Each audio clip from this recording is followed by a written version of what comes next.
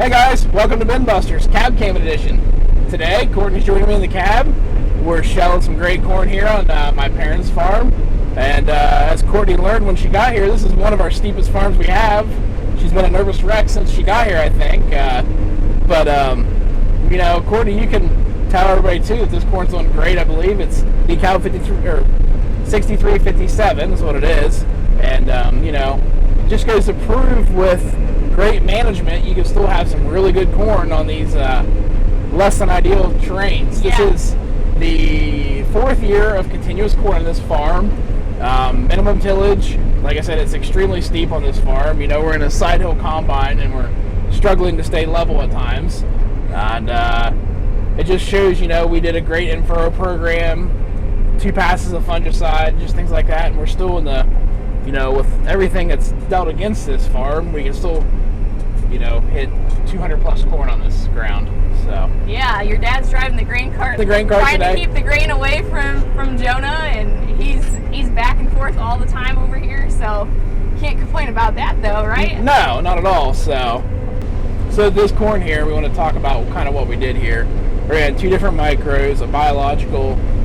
We ran insecticide, obviously, being 4 years continuous corn, and then we used a couple other new products too that are just out from Verdesian, nutrient efficiency products, I guess you could call them, trying to help get, you know, a better phosphorus uptake here on this ground, because actually this ground is something new my parents purchased recently, and the P&K levels here are pretty poor actually. So just trying to get the nutrients into the plant the best we can. So that's kind of why we're using the whole makeup of products, plus you know, we're still using the basic products that we normally use. So, you know, we're just getting started here. I told you we're 30 acres into our corn crops, all we're into it. We're a little late this year, mostly because nothing's drying down for us. That's one struggle we have with multiple passes of fungicide. You know, we always give up a little bit of the dry down, but, you know, the yields definitely pay for that little bit of dry down we give up. So I'm not going to complain about that at all. And this has not been 6357 every year. This has been, you know, something we change up every year, different hybrid on this farm. You know, one thing, you know, we did the home farm already, like right behind obviously the feedlot.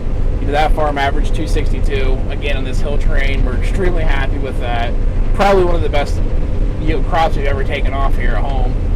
So that being said, Doug's got his work cut out for him, I think.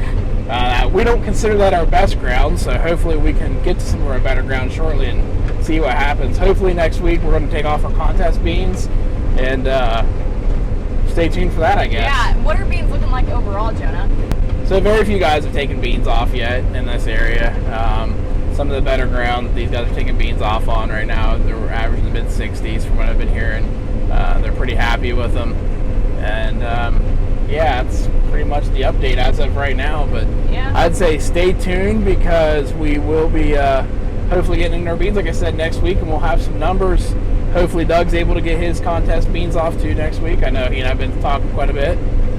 Corn's going to be a little bit later for both of us to get off, but as soon as we get this done, we'll hopefully get a little bit of a wrap up and tell everybody what we did. Awesome.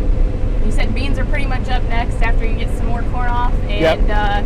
What else do you have on your agenda for this fall? Any tillage, fertilizer, any planting wheat? So the wheat got planted yesterday, so October the 13th. I already got the fertilizer down on it. Had some friends help us out there getting it in, since we're trying to stay in the cornfield. But we're going to shell about 50 acres of corn, switch over to beans, and run with those until we're done. Just try to get some corn dried down and get it shipped out. As far as tillage, we really don't do much tillage in the fall, other than maybe some inline ripping. Very little minimum tillage. We're, like I said, minimum tillage, no till most of the way. Cover crops, you know, we'll plant 100 acres of cover crops just because we feel it's the right thing to do, obviously, and try to do the best we can with the ground we have, taking care of it. And that's just about it. But to fertilizer, like I said, we'll wait for the spring on that one. All right. Well, stay tuned for final yields, and good luck with harvest, everybody. Hey, thank you. So, press the pause the video, because we literally just spun out on the hillside. Let's try it 4-wheel drive. Bet you have a little bit better luck. This is great. Oh, geez. Can't make this shit up. Nope.